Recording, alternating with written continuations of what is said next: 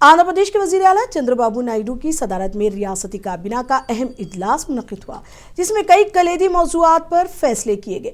शराब घोटाले से मुतालिक गिरफ्तारियों के पस मंजर में वजीर आला ने वुज़रा को सख्ती से हिदायत दी कि शराब केस पर कोई भी वजीर अवामी तौर पर कोई बयान ना दे। उन्होंने वाज़ेह किया कि गिरफ्तारियां सिर्फ तहकीकात की बुनियाद पर ही होंगी, गैर जरूरी बयानात से गुरेज किया जाए। इस काबीना इजलास में रियासत भर में मुफ्त बस सफर स्कीम पर भी तबादला ख्याल हुआ।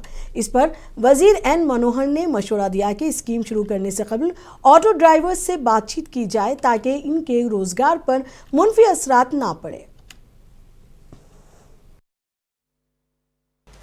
ఈ ఉచిత బస్సు పథకానికి ముఖ్యమంత్రి గారు స్త్రీ శక్తి అని చెప్పేసి నామకరణం కూడా చేయడం జరిగిందని చెప్పేసి మనం చేస్తాను. దాన్ని కేబినెట్ ఆమోదించడం కూడా జరిగింది. ఈ పథకం పేరు స్త్రీ శక్తి.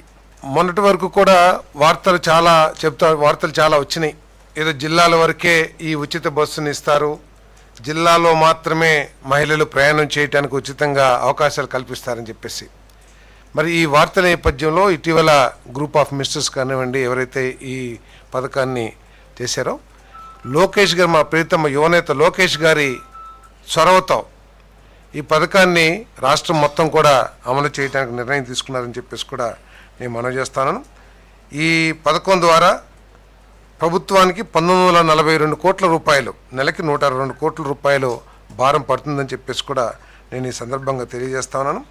మరి దాదాపు 75% బస్సుల్లో ఏపీఎస్ఆర్టీసీ రవాణా చేస్తున్న దాదాపు 11,200 బస్సుల్లో దాదాపు 11,449 బస్సుల్లో 8,456 బస్సుల్లో ఈ ఉచిత బస్సు పథకం అనేది అమలు కాబోతుందని చెప్పేసి కూడా ఈ సందర్భంగా తెలియజేస్తాను.